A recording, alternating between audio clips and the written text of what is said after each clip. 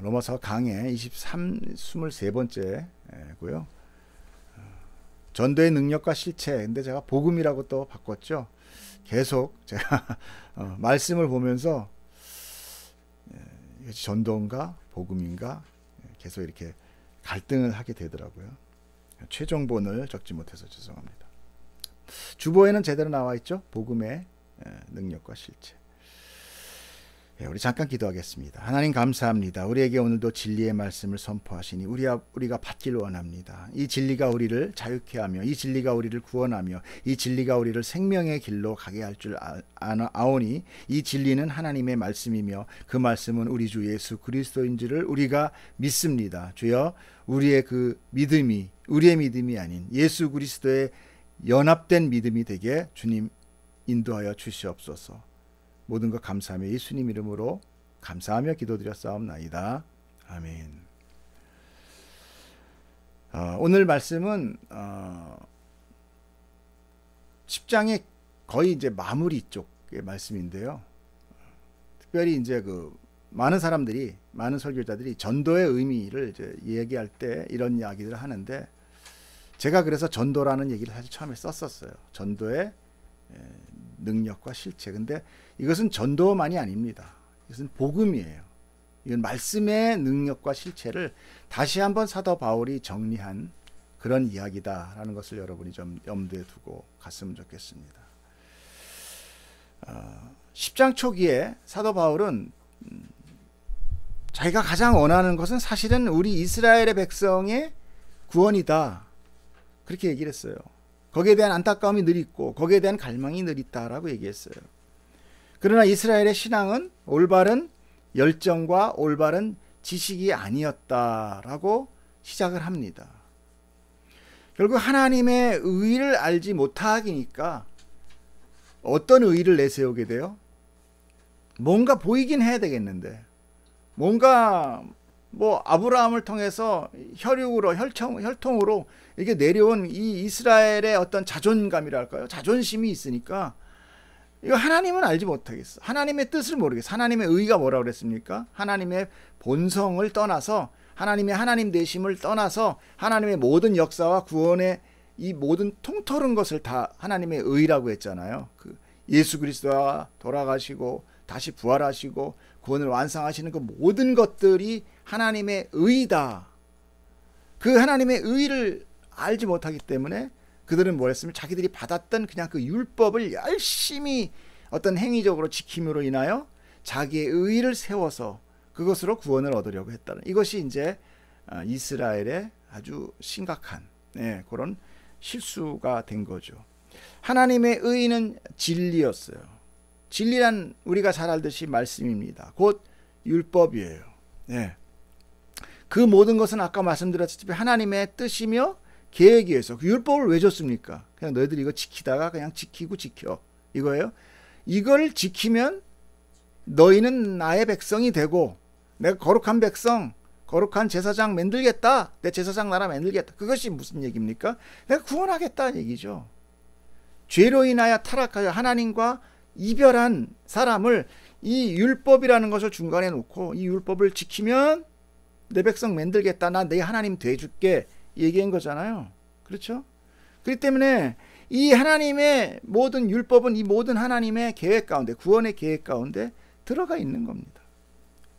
무슨 계획? 하나님 나라의 완성, 또 그 백성의 구원과 또 예수 그리스도의 통치. 그러므로 예수 그리스도는 그 모든 하나님의 의에 어떻게 되어 있냐? 가장 중심에 서 있는 거예요. 그 진리의 말씀이고 그가 통치하시며, 즉 그가 법이 되는 거예요. 예수 그리스도가 통치하신다. 예수 그리스도가 우리 왕이라 그러잖아요.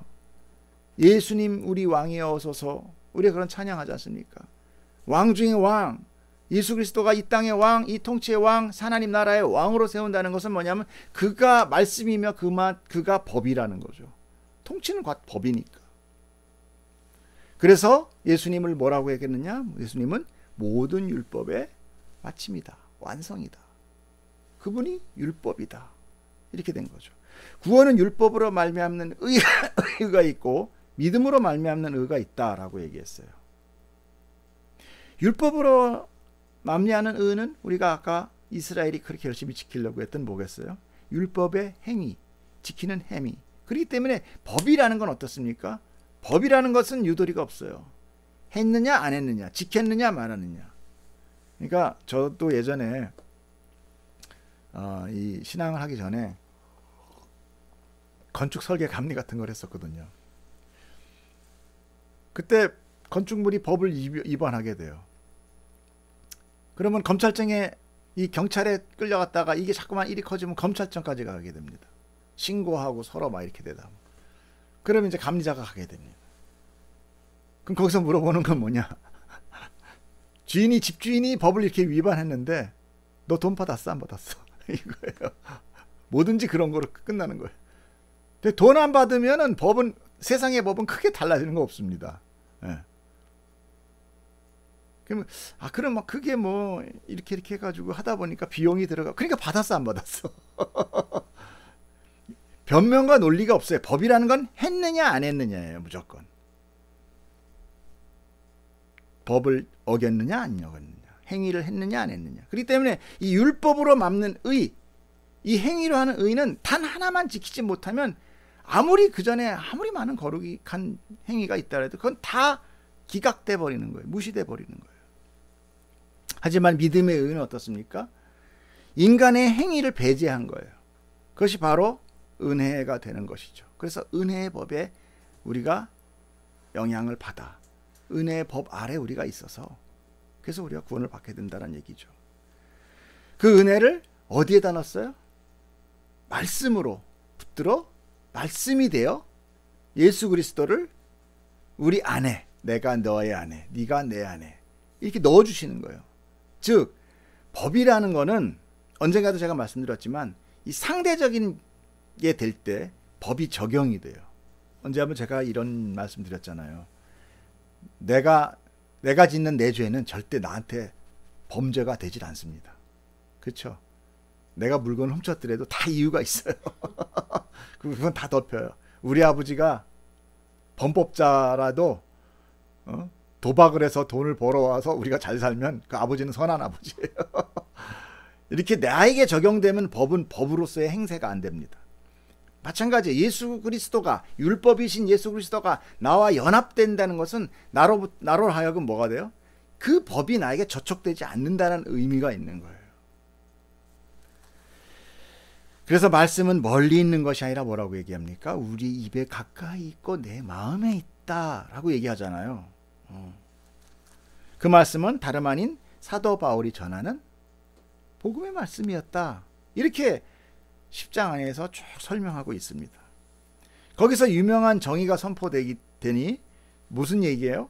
사람이 마음으로 믿어 의에 이르고 입으로 시인하여 구원에 이르느니라 라는 것이죠. 이걸 직역하면은 제가 뭐라고 그랬습니까? 이것이 수동태라 그랬죠. 예. 또 뭐라고 그랬어요? 역격이다 그랬죠. 그래서 어떻게 했어요? 사람이 마음으로 믿어져 의에 이르고 또 입으로 시인하게 되어서 구원에 이르게 된다. 다 모든 게요. 내가 어떤 것을 행위적으로 어떤 걸 이루는 게 아니라 그렇게 되더라. 어떤 힘에 의하여. 뭐 어떤 힘입니까? 무엇에 의하여? 바로 복음의 말씀이. 그 말씀이 나를 그렇게 만들어 버리더라. 말씀은 씨라고 그랬어요. 그래서 말씀은 뭐라고 그래요? 그 안에 뭔가의 명령들이 적혀 있죠. 명령들이 적혀 있죠. 그래서 그 말씀이 내 안에 들어오면, 그래서 이걸 가지고 어떤 과학자가 이런 얘기를 하죠. 엄마의 난자에 정자가 들어갈 때 이 정자에 유전자가 있어요. 유전자는 그 안에 데이터가 있는 거잖아. 데이터. 눈은 이렇게 생기고, 눈은 뭐 얼굴은 까맣고, 피부 색깔은 어떻고, 머리깔은 어떻고, 그 유전자의 그 말씀이 그 배란할 수 있는 그 씨의 체에 들어가니까 뭐가 생겨나요? 생명체가 되기 시작하는 거예요. 창조 과학을 한번 보시면 그렇게 얘기를 하십니다. 근데 의미가 있어요. 그 얘기가 왜 나오느냐 하면 아무리 하찮은 이런 보면대도 처음에 만들기 전에는 다 계획한 설계도가 있지 않느냐. 이 설계도가 있은 다음에 이게 나오는데, 이런 미물도 사람을 만드는데 설계도가 없겠느냐? 그 설계도가 하나님의 말씀이다. 뭐 이렇게 얘기도 합니다. 맞는 거예요.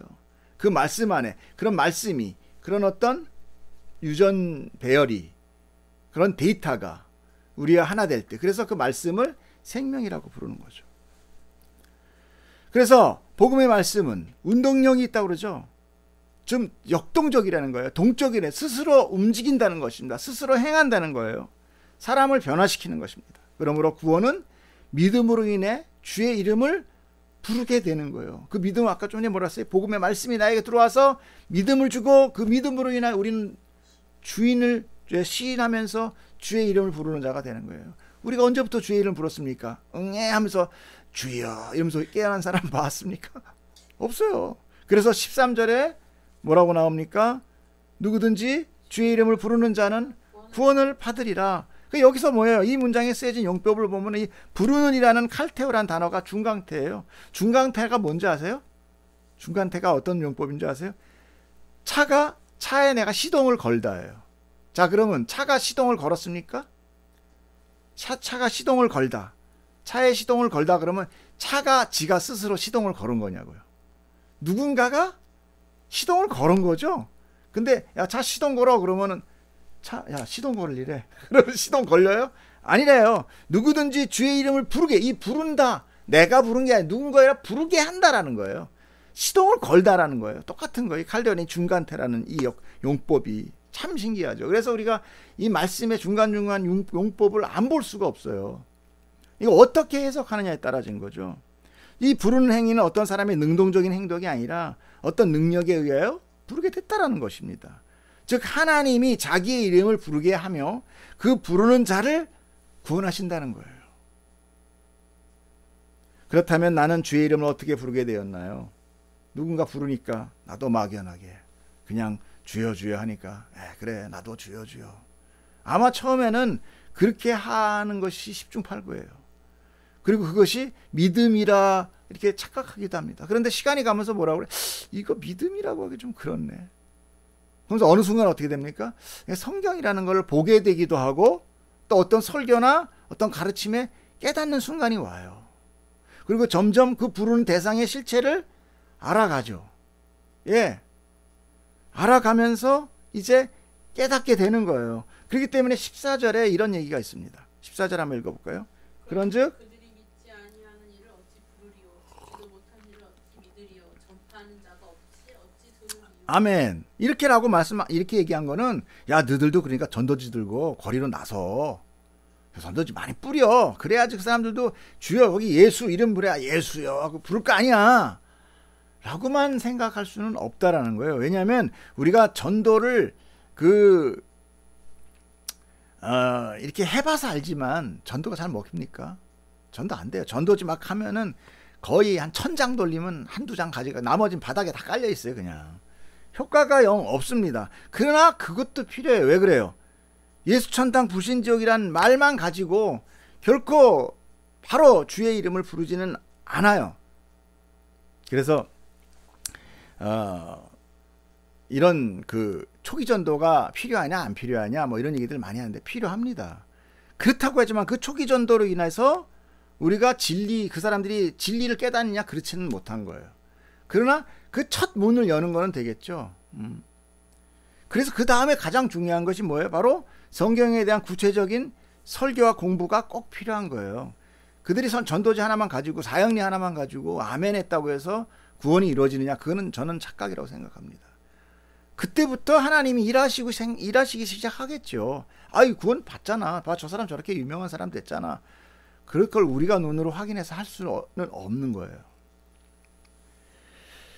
그렇게 이 초기 전도로 맞춰지는 게 아니라 그 사람들에게, 그래서 전도라는 말 자체가 설교라는 말이 있어요. 그래서 초기 전도 후에 그분의 2차적인 만남과 2차적인 어떤 그 설교와 성경 공부는 굉장히 중요한 겁니다. 그래서 그 다음 문장 15절에 보면 무슨 얘기가 나오냐면은, 제가 적진 않았는데, 보내심을 받지 아니하면 어찌 전파하겠느냐 이런 얘기가 나오거든요. 우리 지난주에 배웠잖아요. 전파되는 존재로부터 권한을 받아야 가능하다라는 거예요. 즉 전도지 한 장 주고 끝나는 것은 아니라는 거죠. 하나님께서 보내시는 자가 있다라는 거예요. 우리에게. 그것이 사람이든 그것이 말씀이든, 말씀이 물론 그 안에 있지만 그것이 어떤 뭐 매개체든 있다라는 거예요. 성경을 보면 유대인들은 하나님께 먼저 택함을 분명히 받았다고 했어요. 이 택함은 뭐 구원을 받았다라는 것이 아니라 그들에게 먼저 기회가 주어졌다라는 거죠.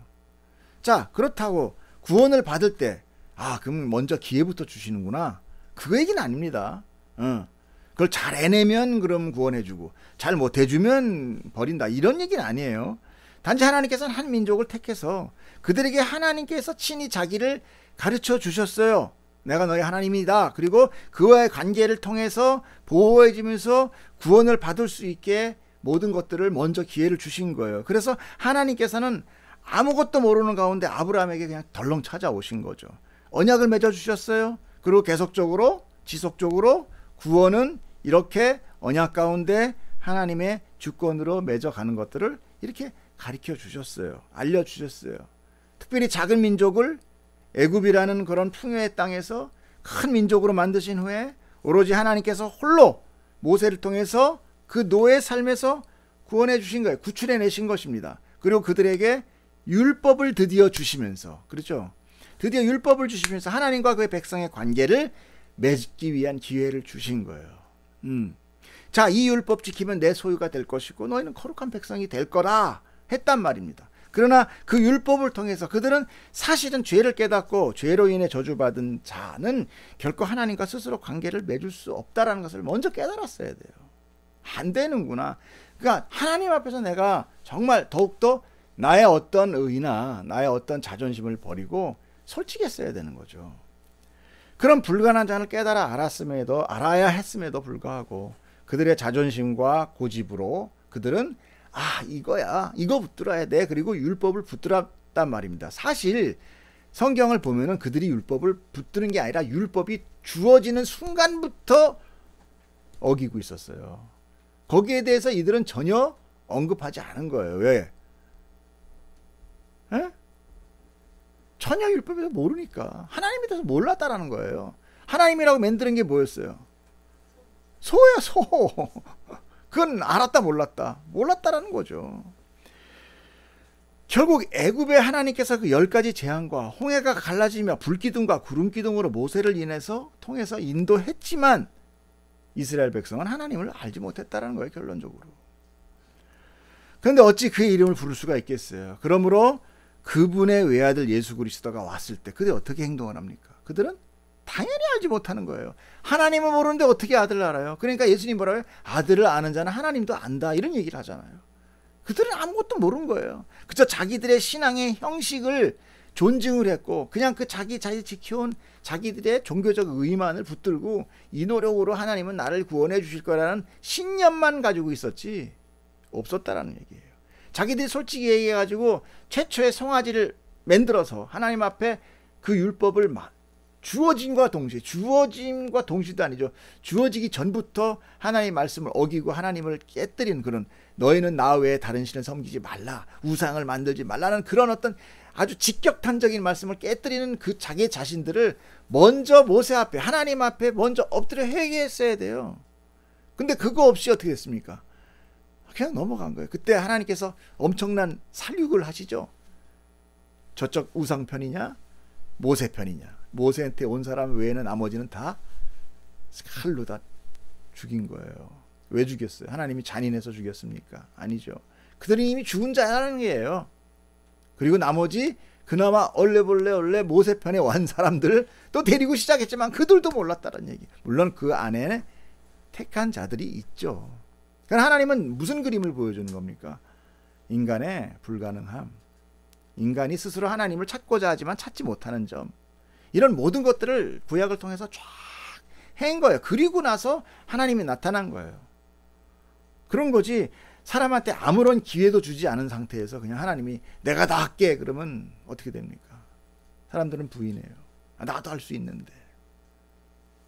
스스로 자기가 불가능한 자인 자를 우리는 성경을 통해서 이제 깨닫게 하시는 거죠. 그래서 뭘 붙들게 만들어요? 하나님의 은혜를 붙들게 만드는 거죠.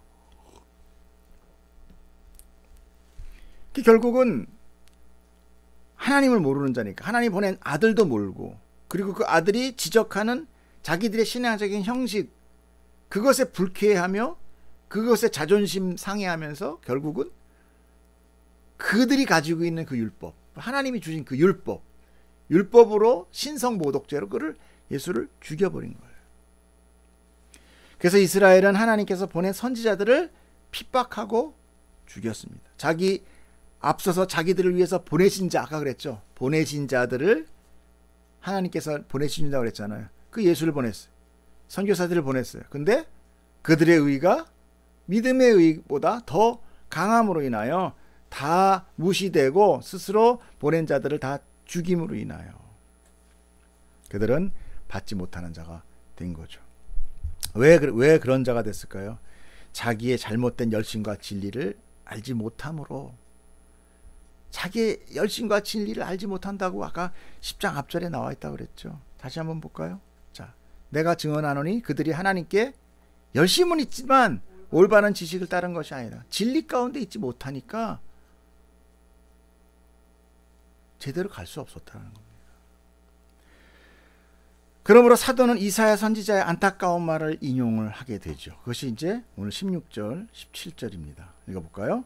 그러나 그들이 다 복음을 순종하지 아니하였도다. 이사야가 이르되 주여 우리가 전한 것을 누가 들었나이까 하였으니 그러므로 믿음은 들음에서 나며 들음은 그리스도의 말씀으로 말미암니다.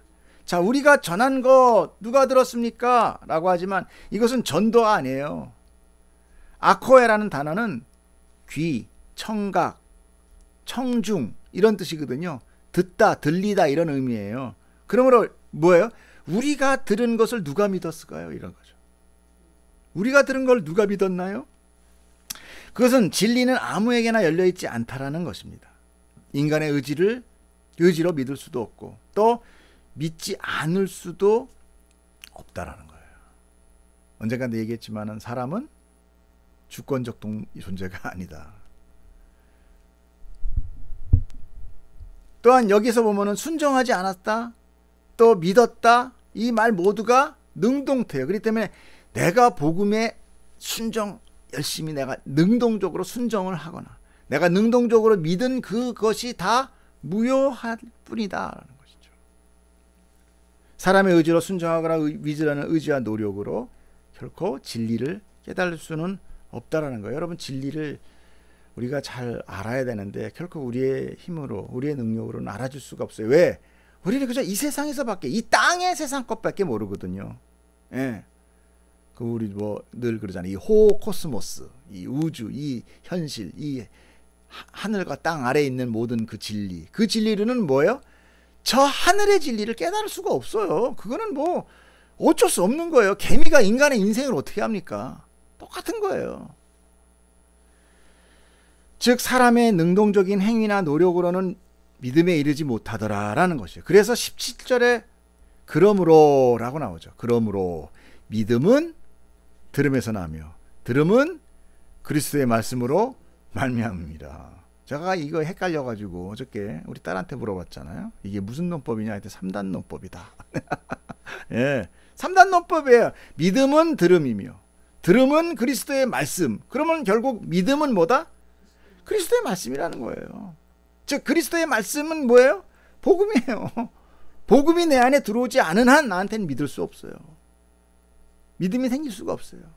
내가 주의 이름을 부름이 되기 위한 그 믿음은 예수 그리스도의 말씀으로만 인하다는 거예요. 가능하다라는 거죠. 그런데 이스라엘은 그 예수를 어떻게 했습니까? 부인하고 거부하고 죽였어요. 그러므로 그들에게 들음이 없으므로 믿음이 있을 수 없게 되는 거죠.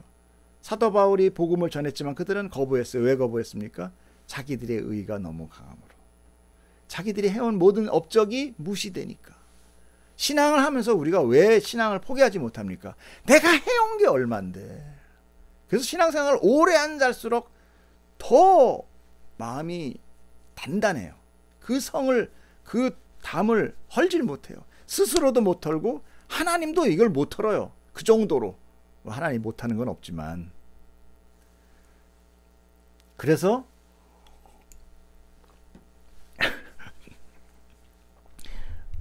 또 목사님 말씀이 참 재밌더라고요. 여성 그 남성회 여성회 그런 거 있잖아요. 교회 보면은 여성회라고 그러나요? 그거? 뭐 여성부라고 그러나요? 청소년부, 남선교부, 여선교부 그렇게 되죠. 여선교부 회장님 눈은 거의 남대문에서 오래 장사하시던 눈 같다고 이렇게. 예, 엄청 그 포스와 기가 장난 아니잖아요. 그죠? 왜 그래요? 믿음은 참 나약해지고 부드러워진다는데 안 그래? 엄청 세. 막 딱 보면 뭐 이러잖아요. 달라 있어요. 막 이런 사람 같잖아요. 왜 그래요? 자기의 의가 막 엄청 쌓여 있는 거예요. 그래서 모든 사람들도 비판의 눈으로 보는 거죠. 저거 안 돼, 저거. 오래된 자기의 그 율법적, 종교적 행위는 굉장히 무섭습니다. 종교 행위를 오래 하면 할수록, 교회를 오래오래 다니면 다닐수록 거기서 쌓여지는 인간적, 세상적 의, 이걸 계속 우리는 덜어내야 돼요. 이것만 덜어내도 진짜 한없어. 자, 그래서 19절, 20절 우리 한번 읽어보겠습니다. 19절 시작. 그러나 내가 말하노니 이스라엘이 알지 못하였느냐? 먼저 모세가 이르되 내가 백성 아닌 자로서 너희를 시기하게 하며 미련한 백성으로서 너희를 노력게 하리라 하였고, 이사야는 매우 담대하여 내가 나를 찾지 아니한 자들에게 찾은 바 되고 내게 묻지 아니한 자들에게 나타났노라 말하였고, 그래서 이스라엘에 대하여 이르되 순종하지 아니하고 거슬러 말하는 백성에게 내가 종일 내 손을 벌렸노라 하였느니라. 예, 이스라엘이 그렇다면은 이 말씀을 왜 좀 안 전해줬어요? 왜 그들에게 좀 이야기 안 했어요? 하나님 이렇게 좀 말씀을 좀 전파하지 그랬어요. 그랬으면 그들이 할 거 아닙니까? 라고 얘기할 수 있잖아요. 그렇지 않다라는 것이죠. 알지 못하였느냐? 아니다 이거요. 먼저, 그 누구보다도 먼저 모세를 통하여 이미 얘기를 했고, 너희들 하나님은 너희들만 해가 이렇게 뭐 택해가지고 너희들만 저는 우선권을 준 것이 아니다라는 것을, 오히려 하나님은 내 백성 아닌 자로서, 그건 자기들 생각이 그렇다는 거예요. 하나님이 그렇다는 게 아니라 자기들 생각에 이건 난 하나님의 백성이야 나는, 이런 사람들, 자기들이 이렇게 자기는 하나님의, 나는 분명 구원받았어, 이런 사람들.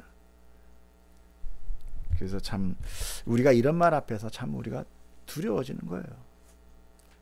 낮아지는 겁니다. 우리가 가는 믿음, 구원받았다, 나 구원받았네, 너 구원받았네, 구원받았다고 하는데 그 어느 날 뭐 하나님이 뭐 인증서 써주셨어요?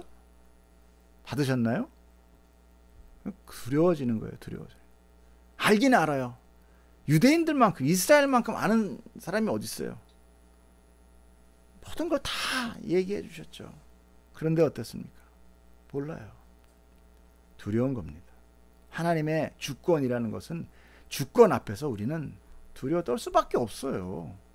그렇잖아요. 분명히 내 안에는 죄가 가득 있는데, 내가 나를 아는데 어떻게 구원받았다고, 내가 교회 다녔으니까 이스라엘만큼 종교생활 했습니까? 이스라엘만큼? 그러므로 이스라엘이 생각한 그런 혈통에 의한 선민사상으로 구원을 얻어지는 것이 분명히 아니라는 것을 하나님은 얘기해요. 그런 혈통 아니다. 그래서 하나님은 이스라엘의 완악한 신앙적 고집을 어떻게 했어요? 내어버려 두사, 이런 얘기 나왔죠. 우리가 그것도 처음 해봤죠. 오히려 복음을 이방으로 펼쳐나가는 어떤 계기로, 수단으로 삼으신 거예요. 그것도 우리의 인간적인 생각이야. 그렇잖아요. 하나님이 안 하네, 아유 잘됐네, 이방 이거 인간의 생각이죠. 그들을 시기하게 하기 위해서다. 그래요. 정말 그들이 시기해서 아니구나라고 깨닫고 돌아올 수 있으면 최고죠. 다 다행이죠. 즉 이런 인간의 선입관, 이런 선입관이 하나님의 뜻을 변개하지 못해요. 바꾸지 못해요. 내가 이렇게 했으니까. 그래서 요한복음에서 뭐라고 얘기합니까? 나 아브라함의 자손인데, 나 다윗의 후손인데, 우리나라야 다윗이고 저 국기 봐, 다윗의 별이야. 하나님이 다윗과 같은 메시아를 여기다 보내준다고 그랬는데 그럼 이거 다 뭐야? 나는 거기 혈통이야. 마태복음 봐봐, 쫙 이동으로 나오잖아. 그런 혈통적인 모든 그런 것들을 예수님은 요한복음을 통해서 이렇게 얘기를 하십니다. 읽어보세요. 시작. 영접하는 자 곧 그 이름을 믿는 자들에게는 하나님의 자녀는 권세를 주셨으니 이는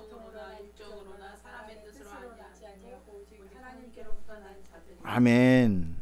오직 하나님께로부터 난다. 이 얘기는 뭡니까? 하나님이 또 난 자가 따로 있다는 것이, 하나님이 택한 자, 하나님의 주권으로 인하여 잡은 자, 이것이 바로 복음의 능력이에요. 그것이 말씀의 운동력입니다. 우리의 전도는 인간의 전달 매체인 언어로 인해 이루어지는 것이 아니라 그 말씀 자체가 능력이실 뿐이에요. 그러므로 우리의 믿음이 늘 그 진리 안에서 올바로 서 있는지를 우리는 알아야 됩니다.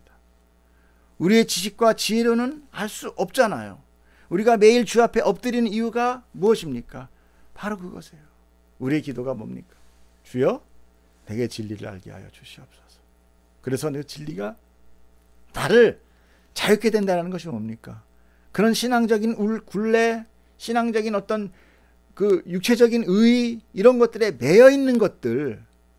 그래서 가끔씩 우리가 이제 이런 설교를, 복음의 설교를 쭉 하면 뭐라고 합니까? 자, 이제부터는 그러면 뭐, 에이그, 난 모르겠다. 야, 하나님 다 아신다는데, 뭐, 에이, 뭐, 몰라. 그럼 뭐, 이제 대충 그냥 뭐 옛날 세상으로 같이 돌아가자. 잘 됐다. 이게 자유구나. 그래요. 그렇게 사세요. 근데 분명히 뭐라고 했습니까? 주인의 바뀜이 온다고 그랬잖아요. 내가 내 주인. 세상의 주인이었던 내가 예수 그리스도의 주인이 내 안에 들어옴으로 인하여 난 누가 돼요? 예수가 돼요. 그러면 내가 내 마음대로 사서 세상으로 가는 거 보면, 어디 가는지 보면 딱 알아. 그 주인이 아직 바뀌었나 안 바뀌었나.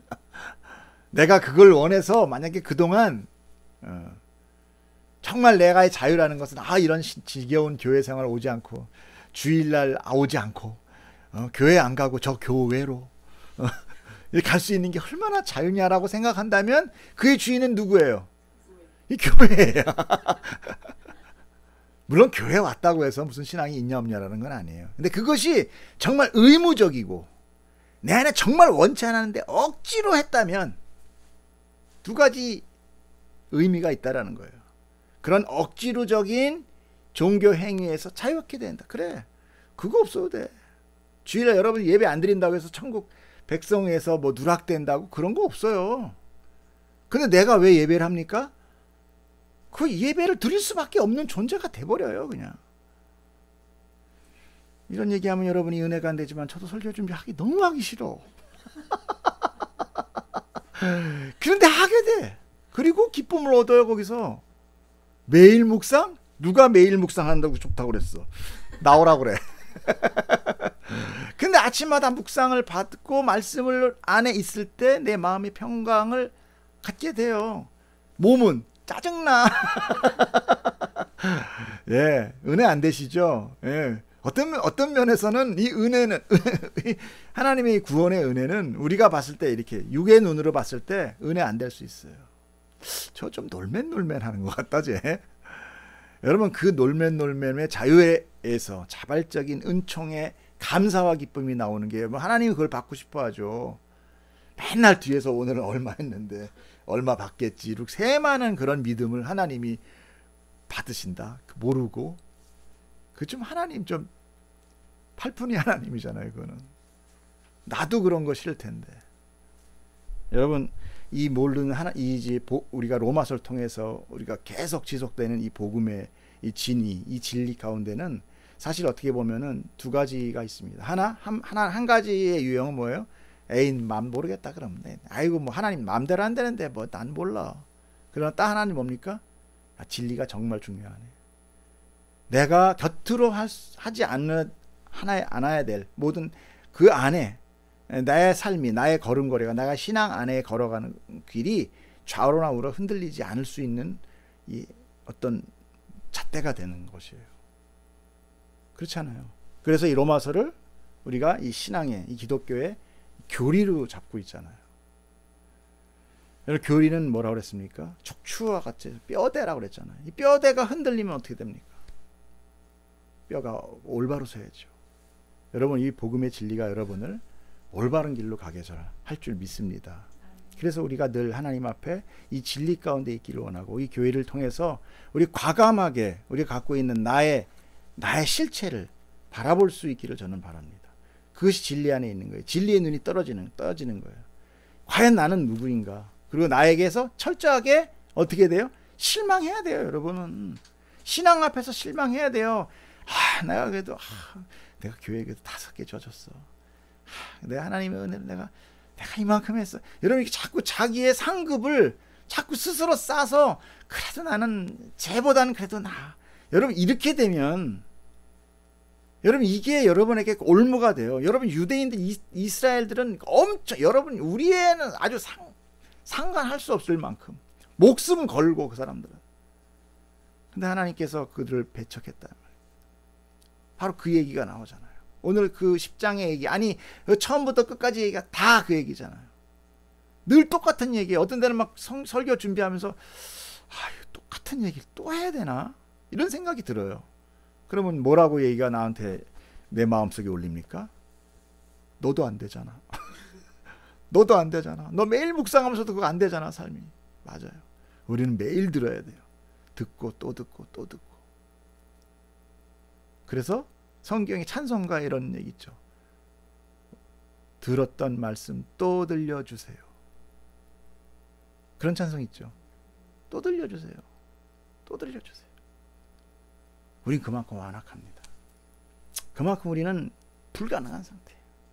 그렇기 때문에 계속 그 말씀을 듣고 또 듣고 그래서 그 말씀이 우리 안에서 계속 대수술을 하시는 거예요. 하나님은 기필코 이루시고 말씀입니다. 하나님은 우리를 기필코 자기 백성 만드십니다. 아멘이십니까? 아멘. 기도합니다.